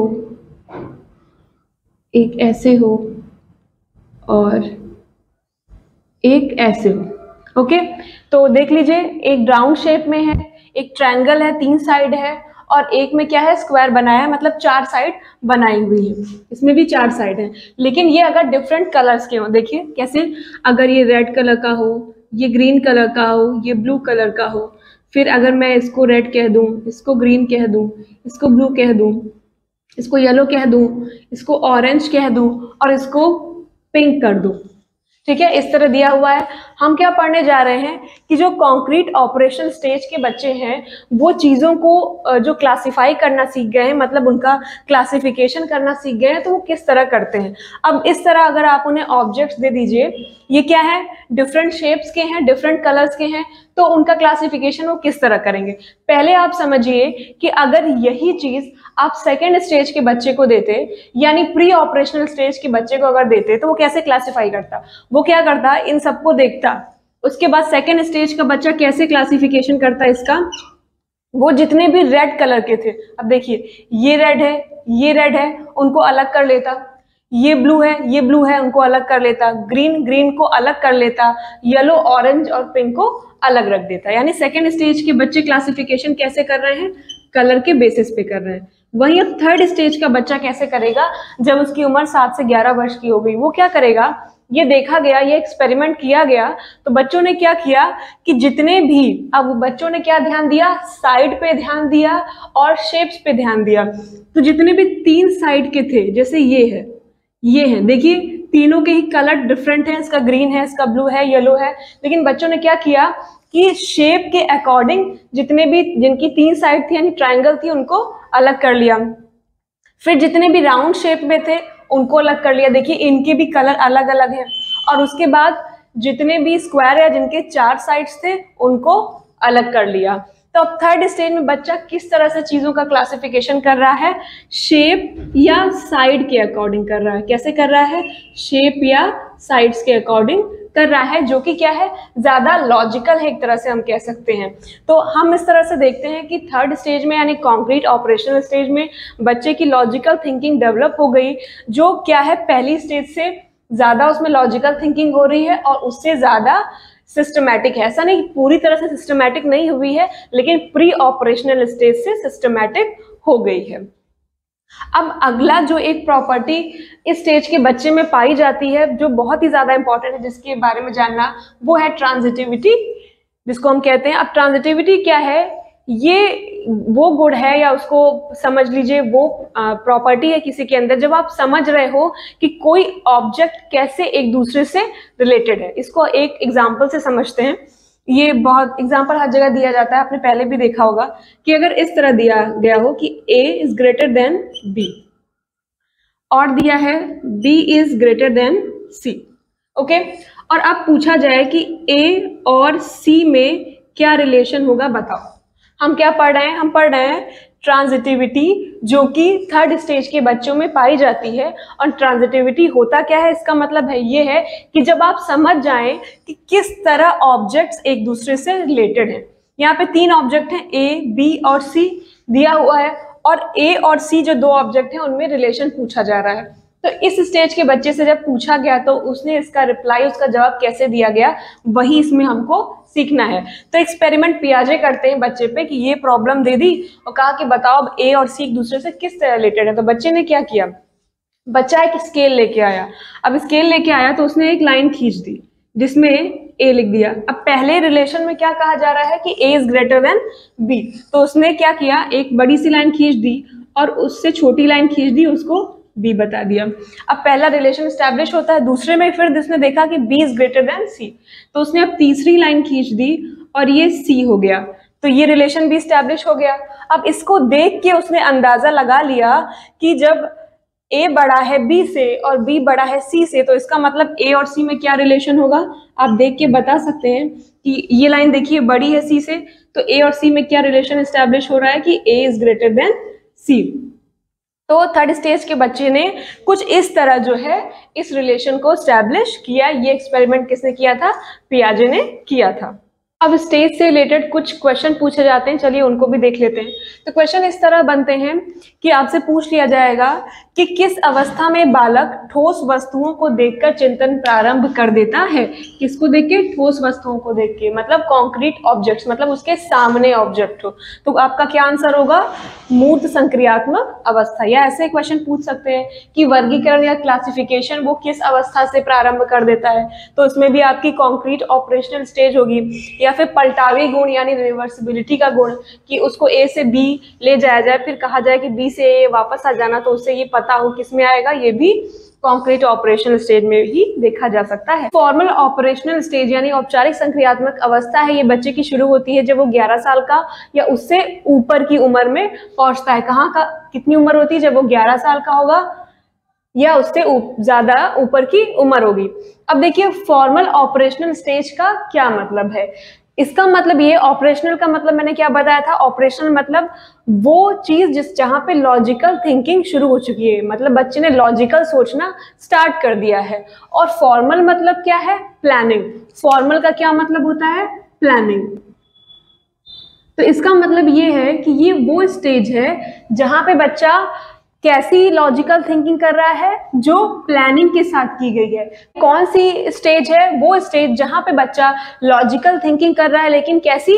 प्लानिंग के साथ, जो सिस्टमैटिक तरीके से की जा रही है। अब देखिए इससे पहले जो मैंने आपको स्टेज पढ़ाई थी यानी कॉन्क्रीट ऑपरेशनल स्टेज, उसमें क्या बताया था कि बच्चा लॉजिकल थिंकिंग कर पा रहा है, लेकिन कब? जब कोई कॉन्क्रीट ऑब्जेक्ट उसके सामने यानी कोई ठोस वस्तु उसके सामने है और आप उससे पूछें तो प्रॉब्लम का सोल्यूशन दे देगा। लेकिन ये जो स्टेज है यानी अब बच्चा 11 साल का हो गया है, उससे ऊपर का हो गया है, यहाँ पे क्या है? बच्चे एब्स्ट्रैक्ट थिंकिंग करते हैं। एब्स्ट्रैक्ट थिंकिंग का क्या मतलब होता है? अमूर्त चिंतन। अब अमूर्त चिंतन का क्या मतलब है? ये जब मैं आपको एडोलेसेंस पढ़ा रही थी तो उस क्लास में भी मैंने समझाया था कि अमूर्त चिंतन क्या होता है।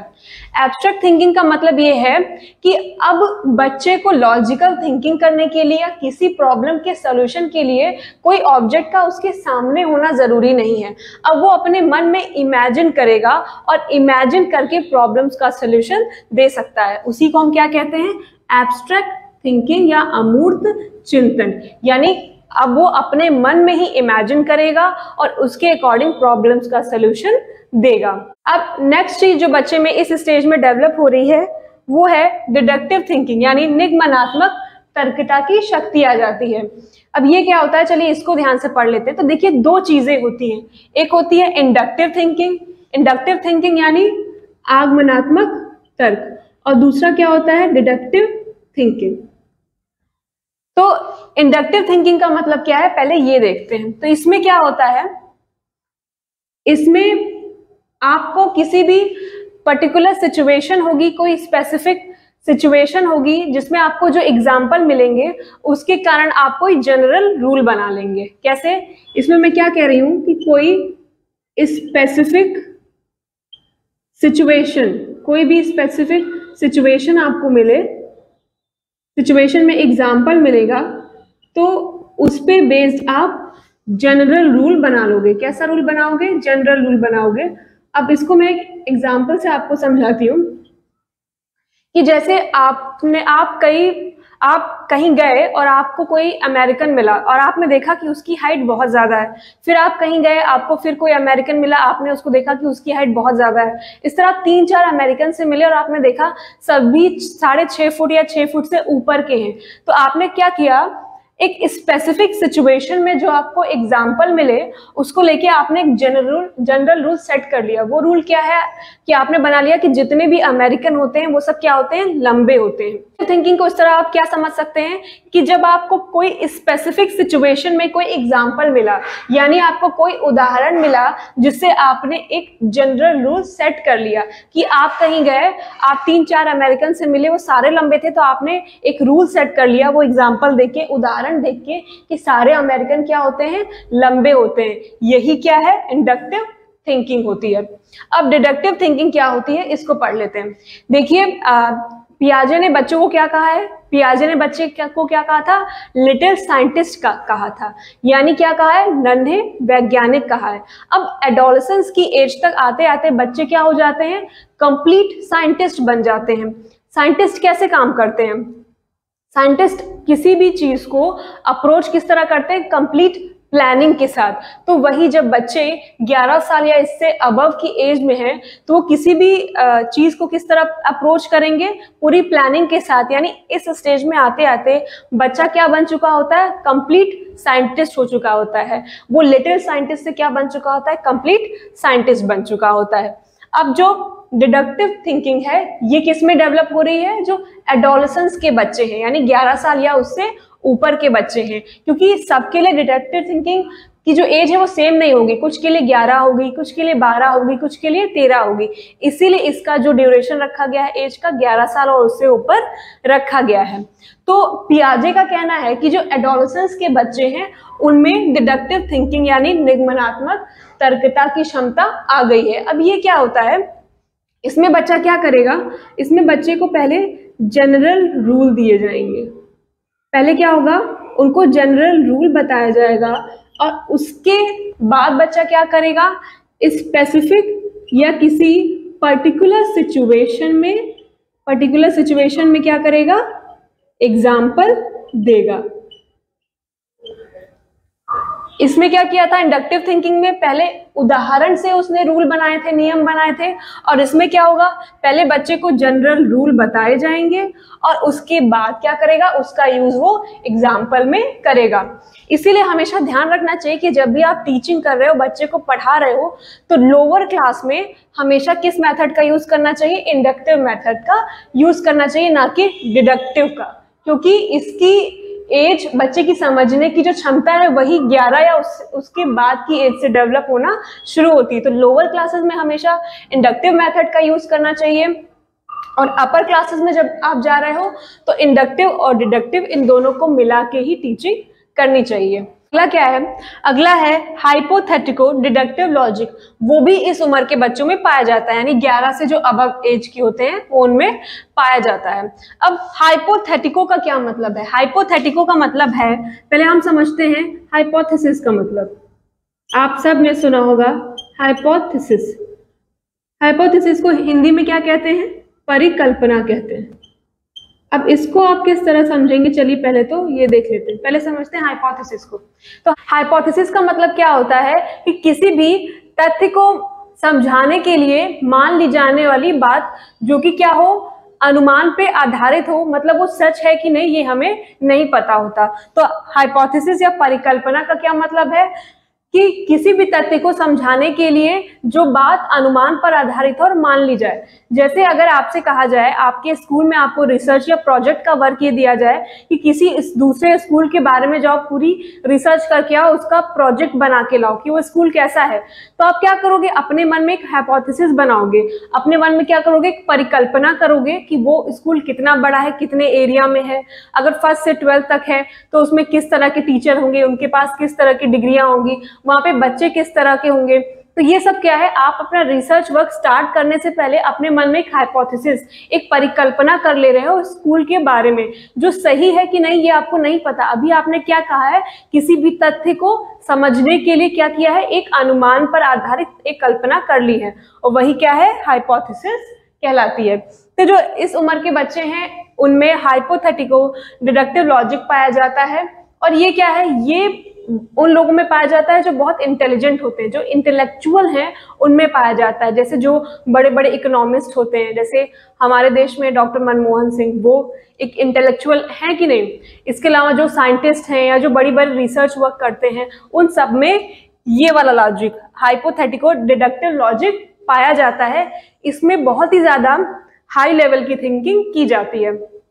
अब इसको आप एक एग्जाम्पल से भी समझिए कि जब न्यूटन ने सेब को गिरते हुए देखा, सबने पढ़ा है कि न्यूटन ने सेब को गिरते हुए देखा, तो न्यूटन ने क्या सोचा कि सेब जो है दाएं क्यों नहीं जा रहा, बाएं क्यों नहीं जा रहा, ऊपर क्यों नहीं जा रहा, वो नीचे ही क्यों जा रहा है? तो उसने ये मन में सोचा, उसने मन में सोचा कि जो धरती क्या है, अर्थ क्या है, हर चीज को अपनी तरफ आकर्षित कर ले रही है। तो उसने क्या किया? एक जनरल रूल बना लिया। कैसे? एक किसी स्पेसिफिक या पर्टिकुलर एग्जाम्पल को देख के। जनरल रूल किस पे बनाया, जो स्पेसिफिक या पर्टिकुलर सिचुएशन में उसको एग्जाम्पल मिला उस पे बेस्ड उसने एक जनरल रूल बना लिया। तो यही होता है हाइपोथेटिको डिडक्टिव लॉजिक।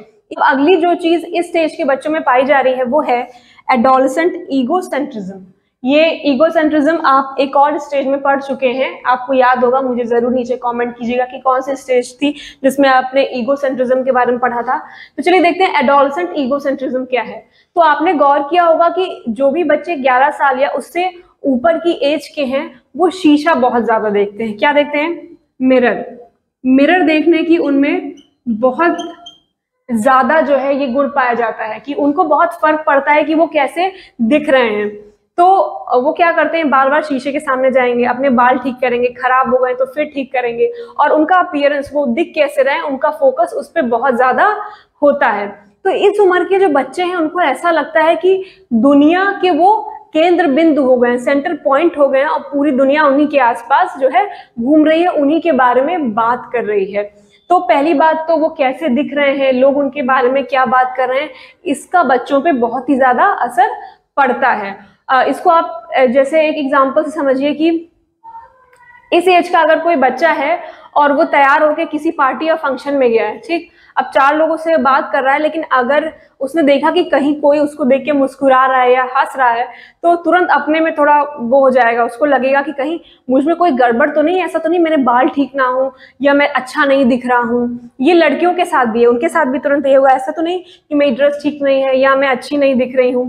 तो वो उन्हें क्या है, कोई उनको देख के हंस दे या मुस्कुरा दे तो उनको लगने लगता है कि उन्हीं के बारे में बातचीत हो रही है और कहीं उनमें कोई कमी तो नहीं है, तो अपने को लेके वो बहुत ही ज्यादा तुरंत सचेत हो जाते हैं। तो इसी को हम क्या कहते हैं, एडोलसेंट ईगोसेंट्रिज्म कहते हैं। हम एक और एग्जाम्पल से समझते हैं, इस तरह आपको बिल्कुल क्लियर हो जाएगा कि अगर आप एक छोटे बच्चे को जो बहुत छोटा है और एक एडोलसेंट को जो युवावस्था में आ गया है और एक जो आदमी बूढ़ा हो रहा है उसको, तीनों को आप कपड़े पहना दीजिए, ऐसे कपड़े जिनमें दाग लगा हो, उसके बाद बाहर भेज दीजिए, ठीक है।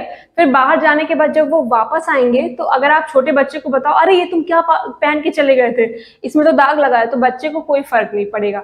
वही बुजुर्ग से आप बताओगे कि अरे आपके कपड़े में तो दाग लगा था, आप इसे बाहर पहन के चले गए, तो इससे भी बहुत फर्क नहीं पड़ेगा। लेकिन ये जो फॉर्मल ऑपरेशनल स्टेज के बच्चे हैं, अगर आप इनको बता दें कि अरे तुम्हारे कपड़े में तो दाग लगा था, इसको पहन के तुम बाहर चले गए, तो इनको बहुत ज्यादा फर्क पड़ता है।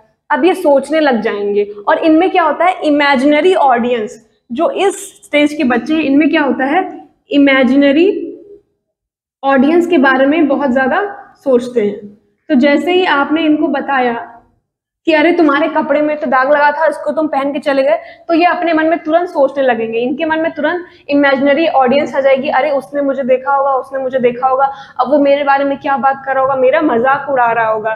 तो जो फॉर्मल ऑपरेशनल स्टेज के बच्चे हैं, लोग क्या कहेंगे उसका उन पे बहुत ज्यादा असर पड़ता है, उस बारे में वो बहुत ही ज्यादा सोचते हैं। तो इस तरह हम कह सकते हैं कि जो ईगोसेंट्रिज्म है, अगर उसकी हम बात करें तो वो एज बढ़ने के साथ साथ वो बढ़ेगा और एडोलसेंट की एज के बाद वो धीरे धीरे कम हो जाता है।